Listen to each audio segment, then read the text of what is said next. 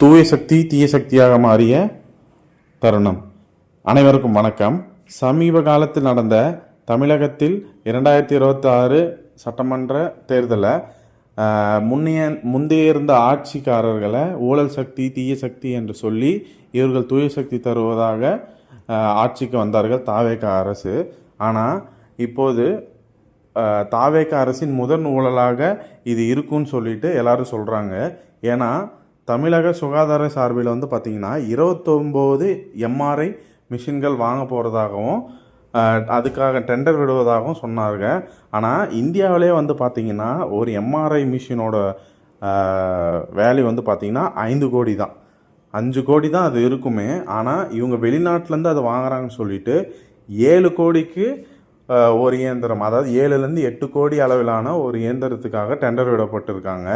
இதன் மூலம் பார்த்திங்கன்னா தமிழக அரசுக்கு 75 கோடியிலேருந்து 100 கோடி வரையும் ஒரு இழப்பு ஏற்படும்.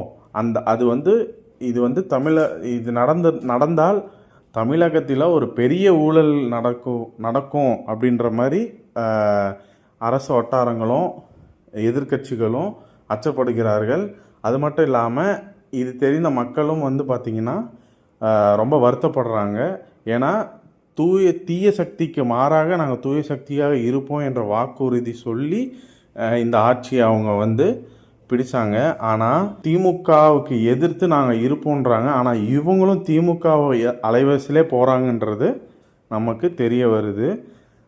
அதனால் தூய சக்தி தீய சக்தியாக நிறைய வாய்ப்பு இருக்கிறது. இதற்கு விளக்கம் சுகாதாரத்துறை அமைச்சர் தான் அருண்ராஜ் அவர்கள், திருச்செங்கோடு சட்டமன்ற உறுப்பினர். இவர் தான் நமக்கு பதில் சொல்லணும். மேலும் இது போன செய்திகளை நீங்கள் தெரியணுன்னா நம்ம யூடியூப் சேனலை சப்ஸ்கிரைப் பண்ணிக்கோங்க. நன்றி, வணக்கம்.